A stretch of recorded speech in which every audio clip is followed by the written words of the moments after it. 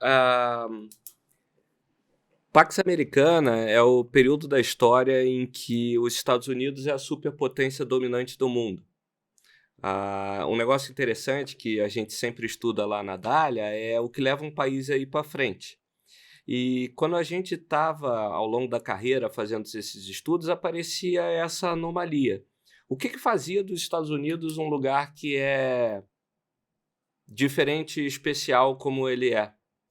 E dentro desses estudos a gente chegou a 4 razões principais que são até pouco intuitivas e normalmente não são tão comentadas no ambiente econômico, que são a geografia, tecnologia, demografia e instituições.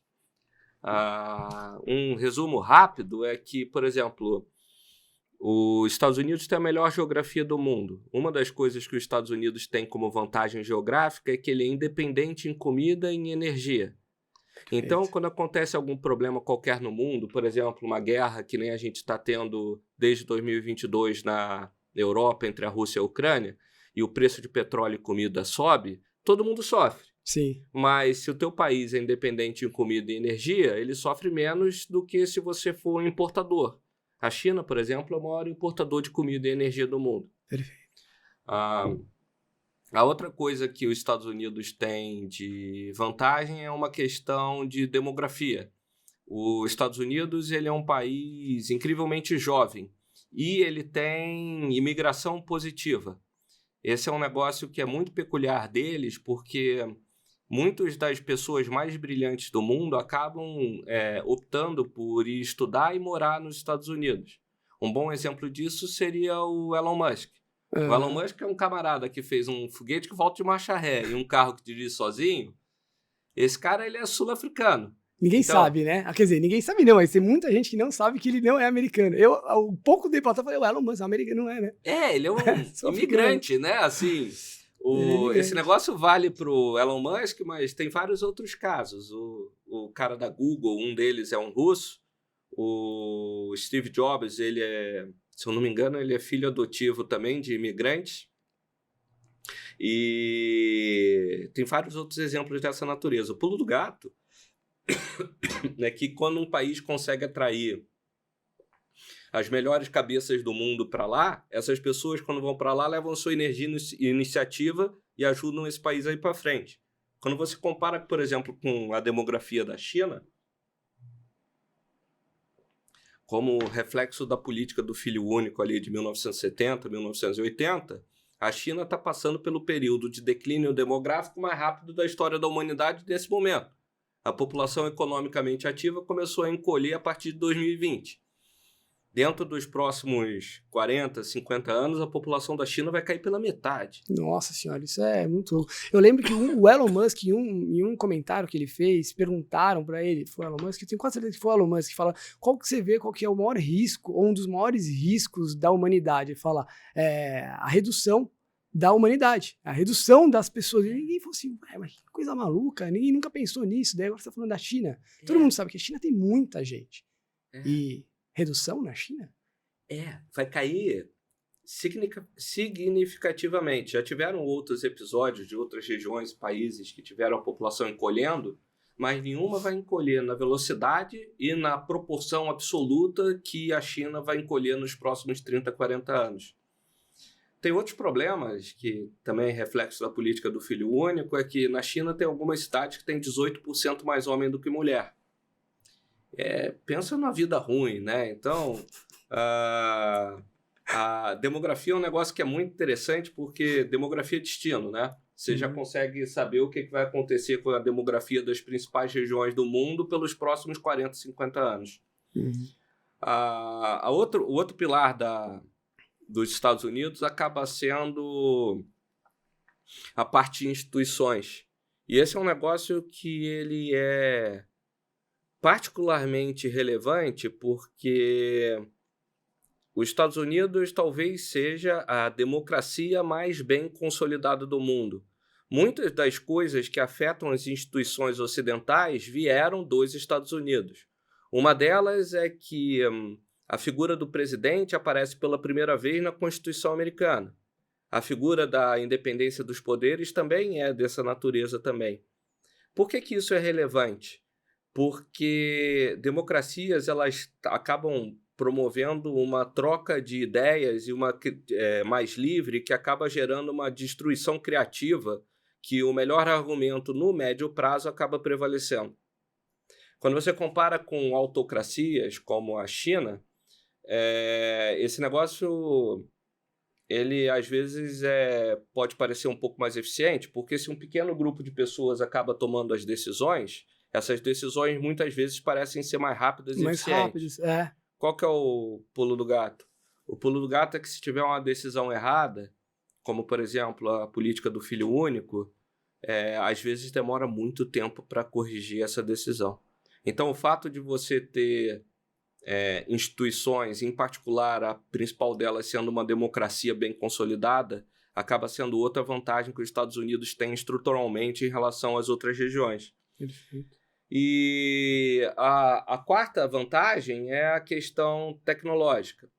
A questão tecnológica num mundo em que a tecnologia tem um peso cada vez maior e que provavelmente continuará aumentando ao longo do tempo por causa da lei de Moore, o país que tem a liderança tecnológica ele tem uma vantagem profunda em relação aos outros.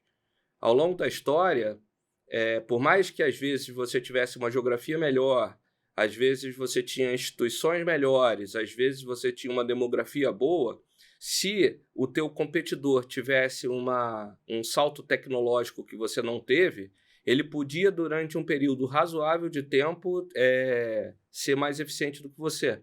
Então, a dominância tecnológica é muito importante. A gente pode até entrar um pouco mais em detalhes sobre isso, mas os Estados Unidos está na frente, você vê claramente por essa questão de semicondutores e NVIDIA, inteligência artificial e assim por diante. Então, quando você pega e junta essas coisas que são demografia, instituições, geografia e tecnologia, você entende por que os Estados Unidos foi a superpotência dominante dos últimos 50 anos e como essas coisas elas provavelmente seguirão válidas pelos próximos 50, os Estados Unidos continuará sendo protagonista do mundo. Esse período da história é conhecido como Pax Americana. Isso a gente vive nele, isso afeta a gente pra caramba, só que é muito pouco comentado. E quando você vê que existe a Pax Americana, é muito difícil de você desver ela, porque você vê que isso está por todos os lados, né? Então, seria isso a Pax Americana. Legal, bacana, entendi então. Então, eu quero só comentar algumas coisas aqui, ver se eu entendi direito. Estados Unidos eles têm algumas vantagens competitivas que são inerentes a ele. Uhum. Daí você falou de geografia, você comentou sobre a demografia, uhum. sobre as instituições, comentou sobre os presidentes, enfim, os primeiros, comentou sobre a tecnologia também. Colocou esses 4 pontos.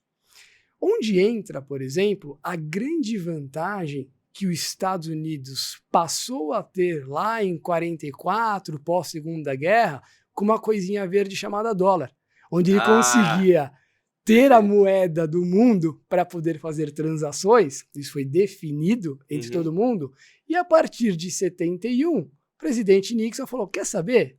Não precisa ter mais reserva em ouro não, la garantia sou eu. Entra também nessa Pax Americana esse privilégio? Entra. Você poderia considerar o dólar como sendo uma das instituições americanas, porque se o teu país aliar a superpotência dominante do mundo, é natural que a tua moeda seja a moeda de reserva do mundo. Até a Segunda Guerra Mundial, o fim da Segunda Guerra Mundial, a gente vivia o período da Pax Britânica, em que era a Inglaterra a superpotência dominante do mundo, né? E a libra esterlina tinha esse papel de moeda do mundo. Com o passar do tempo, por causa das vantagens que os Estados Unidos têm, os Estados Unidos acabou ultrapassando e o momento em que isso se consolidou foi em Bretton Woods. Esse momento é um momento histórico muito importante, porque ele ajuda a entender boa parte de como é que o mundo atual funciona. Quando é que as principais instituições que regem o mundo, entre elas a ONU, o SWIFT, Sistema de Pagamento em Dólar, o Banco Interamericano de Desenvolvimento e várias dessas outras coisas que a gente conhece foram lançadas ou tiveram seus alicerces lançados? Em 1944, em Bretton Woods. Por quem? Pelos Estados Unidos, que foi o grande vencedor da guerra. A guerra se aproximava do fim e os Estados Unidos ele fez um negócio diferente. Ele acabou chamando os aliados e também alguns dos derrotados para definir como seria a nova ordem mundial. E essa ordem mundial, que em parte ela vale até hoje, ela foi feita pelos americanos pela perspectiva do grande vencedor da guerra. Foi nesse momento que o dólar ganhou o status de moeda de reserva de valor do mundo e os Estados Unidos ganhou o privilégio exorbitante de poder emitir essa moeda.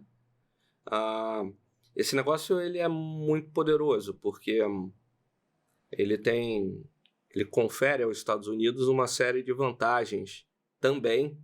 Uma delas é que, por exemplo, se tem uma crise no mundo qualquer, por exemplo, uma pandemia, Perfeito. Uma baita de uma cagada sem precedentes, o que os bancos centrais precisam fazer?